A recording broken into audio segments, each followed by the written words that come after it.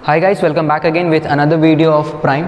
आज हम लोग का प्राइम 2 है, जहाँ पर आज हम लोग डिस्कस करेंगे लॉन्ग आंसर क्वेश्चंस। ठीक है, ये जो प्राइम 2 होगा ये भी बेंजीन है जिस डेरिवेटिव्स का ही पार्ट है, जहाँ पर हम लोग लॉन्ग क्वेश्चन आंसर को डिस्कस करेंगे। हमने प्राइम 1 पहले अपलोड कर चुका है, अगर आपने नहीं देखा तो वहाँ पर जा करके चेकआउट कर सकते हैं। उसमें हम लोगों ने MCQs वगैरह सॉल्व किए थे। आज हम लोग सॉल्व करने वाले हैं लॉन्ग आंसर क्वेश्चंस। प्राइम 1 के लास्ट पार्ट में मैंने आप लोगों को एक क्वेश्चन दिया था। मैंने पूछा था कि पिक्रिक एसिड फिनॉल से ज़्यादा एसिडिक है या नहीं है। सो अगर आप लोगों को वो याद है तो हम लोग उसको पहले डील कर लेते हैं। हम लोग पहले पिक्रिक एसिड बना लेते हैं। ये हो गया पिक्रिक एसिड।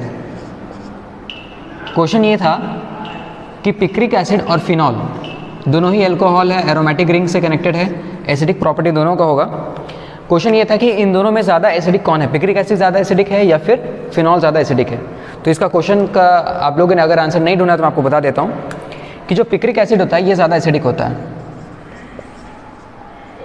ठीक है, ये ज़्यादा एसिडिक होता है।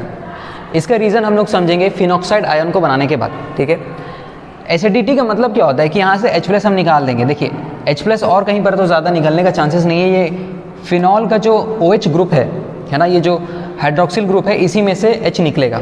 तो जब हम लोग H निकाल देते हैं तो हमारा क्या बन जाएगा, O पे माइनस, ये फिनॉल का रिंग, ये है फिनॉक्साइड आयन, इसमें लगे हुए हैं NO2। आपको पता है NO2 का प्रॉपर्टी क्या होता है। NO2 एक इलेक्ट्रॉन विथड्रॉइंग ग्रुप है, मतलब ये इलेक्ट्रॉन को इस रिंग से बाहर निकालेगा। ठीक है, इसको भी एक बना लेते हैं। ये बन गया प्रॉपर फिनॉक्साइड आयन बन गया ये, और इन दोनों में से क्या निकला है, H+ निकला है। H+ ही रीज़न है एसिडिटी का। अब देखिए क्वेश्चन ये उठता है कि H+ कब ज़्यादा निकलेगा। H+ ज़्यादा तब निकलेगा जब ये जो इंटरमीडिएट बने हैं ये स्टेबल होंगे। अगर ये इंटरमीडिएट स्टेबल है तो H+ ज़्यादा निकलेगा। H+ ज़्यादा निकलेगा मतलब एसिडिटी भी ज़्यादा हो जाएगा। ठीक है, अब बात है कि इसमें और इसमें, इन दोनों में ज़्यादा स्टेबल कौन है। ठीक है, ये हो गया कंपाउंड इंटरमीडिएट 2 और ये है इंटरमीडिएट 1। इसमें और इसमें ज़्यादा स्टेबल कौन है। जब हम NO2 को देखते हैं, पहले डिस्कस कर चुके, ये एक इलेक्ट्रॉन विथड्रॉइंग ग्रुप है, मतलब ये रिंग से इलेक्ट्रॉन बाहर निकालेगा।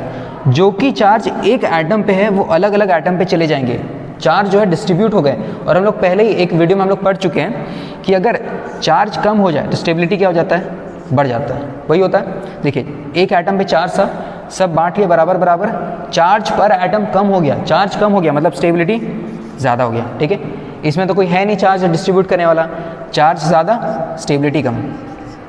तो इसमें पक्का प्रॉपर पता चल गया कि पिक्रिक एसिड और फिनॉल दोनों में ज़्यादा स्टेबल कौन सा इंटरमीडिएट है, पिक्रिक एसिड का। इस वजह से ये ज़्यादा H+ डोनेट कर पाएगा और इसी वजह से ये ज़्यादा एसिडिक है। आई होप आपको इतना समझ आ गया होगा। चलिए अब हम लोग प्राइम सेशन का मेन पार्ट में आ गए हैं, जहाँ पर हम लोग लॉन्ग क्वेश्चन आंसर डिस्कस करेंगे। बेसिकली ये जो हम लोग डिस्कस कर रहे हैं ये structure and uses of compounds है। ये जो है ना benzene and it's derivative unit 1 है, उसका ये लास्ट पार्ट है जहाँ पर स्ट्रक्चर एंड यूजेस को हमको पढ़ना है। बेसिकली वहाँ पर 4 कंपाउंड दिए हुए हैं, हम लोग 2-2 करके पढ़ रहे हैं। ये तो बहुत ही फेमिलियर कंपाउंड है, सुना सुना सा, इस वजह से हम लोग यहाँ से स्टार्ट करें इजी कंपाउंड से ये। ठीक है, सबसे पहले देखते हैं DDT, जिसका फुल फॉर्म है डाइफिनाइल ट्राइक्लोरोइथेन। ये है DDT का फुल फॉर्म और ये है DDT का स्ट्रक्चर। ठीक है, अब देखिए कि ये यूज़ कहाँ होता है DDT। अगर आपको याद होगा तो बचपन में कुछ लोग आते थे ऐसे स्प्रे वगैरह लेकर के घर में पूरा स्प्रे करते थे, वही था DDT। आज के डेट में हम लोग यूज़ नहीं करते DDT को। ठीक है, क्योंकि ये टॉक्सिक रिएजेंट है। ये मेन पॉइंट से कुछ आप नोट कर सकते हैं, रनिंग नोट्स लेना होगा आपको।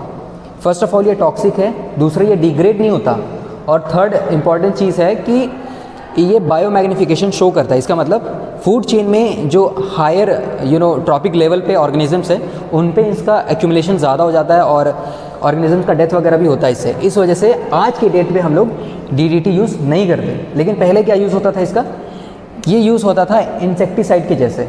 इंसेक्टिसाइड का मतलब जो इंसेक्ट को मारे। और ये कैसे मारता था, इंसेक्ट का बॉडी में जो सोडियम होता है ना, सोडियम चैनल जो होते हैं, उसमें ये इन्फ्लक्स कॉज करता था, डिस्टर्बेंस कॉज करता था। उससे क्या होता था, उससे होता है स्पैज़म, रैपिड स्पैज़म होता है इंसेक्ट में। ठीक है, और उसी रैपिड स्पैज़म के वजह से बॉडी का फिजियोलॉजी चेंज हो जाता है, इंसेक्ट को दिक्कत होता है और इवेंचुअली इंसेक्ट का डेथ हो जाता है। ठीक है, लेकिन आज के डेट में हम लोग DDT यूज़ नहीं करते। इसके अलावा बहुत सारा अलग अलग चीज़ है, जैसे कि गैमेक्सिन वगैरह है, वो सब चीज़ हम लोग यूज़ करते हैं, पढ़ेंगे आगे। तो this was all about DDT। आपको मेन इसका फुल फॉर्म याद रखना है, फिर आपको स्ट्रक्चर याद रखना है, और उसका पैथोफिजियोलॉजी की वो काम कैसे कर रहा है वो आपको याद रखना है, ठीक है। सेकेंड है सैक्रीन, सुना सा है सैक्रीन, जिसको हम लोग आर्टिफिशियल स्वीटनर भी बोलते हैं। बेसिकली इसका जो स्ट्रेंथ है ये होता है 300 to 400 times sweeter than sucrose. Sucrose मतलब जो आप घर में रेगुलर चीनी खाते हैं उससे 300 से 400 गुना ज़्यादा मीठा है। इसका मतलब अगर आप एक चम्मच इसका लेते हैं सैक्रीन का, एक चम्मच तो लेते नहीं है, मैं बस एग्जांपल दे रहा हूँ, एक चम्मच अगर आप नॉर्मल सैक्रीन ले रहे हैं तो आपको घर का चीनी का 300 चम्मच लेना पड़ेगा, इतना तो डिज़ोल्व ही नहीं होगा। इस वजह से ये जो सैक्रीन है ये बहुत ही मीठा होता है। इसका खास बात ये होता है कि इसमें कैलोरीज़ नहीं होते। कैलोरीज़ नहीं होते इसका मतलब ये डायबिटिक पेशेंट के लिए बहुत अच्छा चीज़ है। डायबिटिक पेशेंट का मेन प्रॉब्लम होता है कैलोरीज़, उनको इनटेक कैलोरीज़ का कम रखना पड़ता है। और जो जितने भी स्वीट चीज़ होते हैं उनमें कैलोरी इनटेक बहुत ज़्यादा होता है, मतलब कैलोरी बहुत ज़्यादा होता है ना।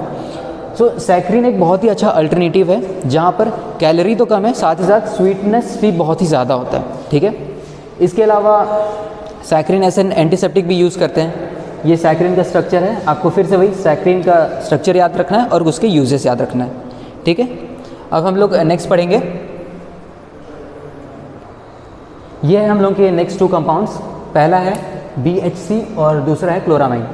ये जो कंपाउंड है BHC, इसका अगर मैं आपको कॉमन नेम बताऊं तो शायद आपने कहीं सुना होगा, इसको हम लोग गैमेक्सिन भी बोलते हैं। गैमेक्सिन जो चींटी वगैरह मारने का काम आता है, बेसिकली गैमेक्सिन जो है आज के डेट में हम लोग एज अ इंसेक्टिसाइड यूज़ करते हैं, ठीक है। तो ये है गैमेक्सिन का स्ट्रक्चर।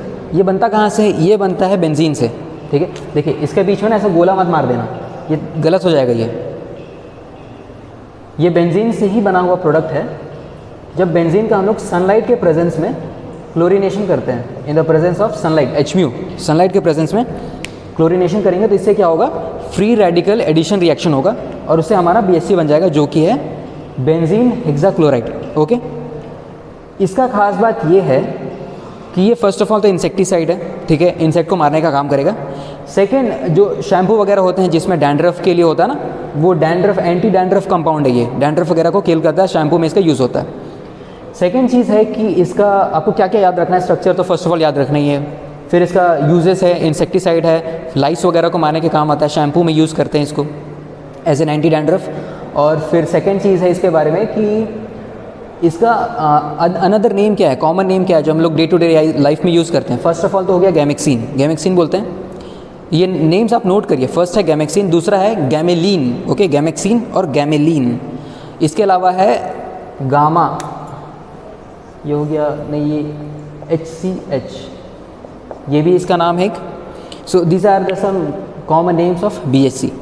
सेकेंड है हमारे पास क्लोरामाइन। ये जो चीज़ है ना, ये सब्जेक्टिव वाला चीज़ है, तो इसमें आप जितना ज़्यादा डिस्कवर करेंगे, जितना ज़्यादा पढ़ेंगे, आपको उतना बेनिफिट होगा। हम लोग आपको इस चीज़ से इंट्रोड्यूस करा दे रहे हैं ताकि आपको ऐसा ना लगे कि ये तो हम लोग पढ़े ही नहीं, है ना। तो हम आपको ये इंट्रोड्यूस करा रहे हैं कंपाउंड्स वगैरह से। सेकेंड है ये क्लोरामाइन।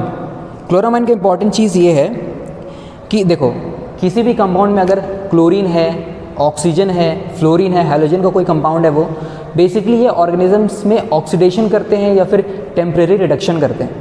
अगर ये किसी कंपाउंड में ऑक्सीडेशन कर रहे हैं या टेम्परेरी रिडक्शन कर रहे हैं तो ये ऑर्गेनिज्म को किल कर रहे हैं। और अगर ये ऑर्गेनिज्म किल कर रहे हैं तो बेसिकली ये एंटीसेप्टिक हो सकते हैं या फिर डिसइंफेक्टेंट हो सकते हैं, ठीक है।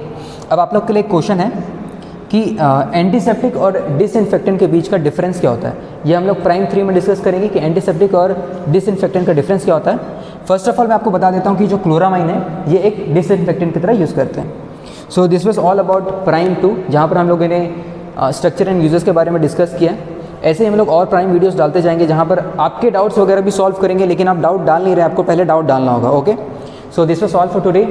This is me David Kisku and thank you for joining us.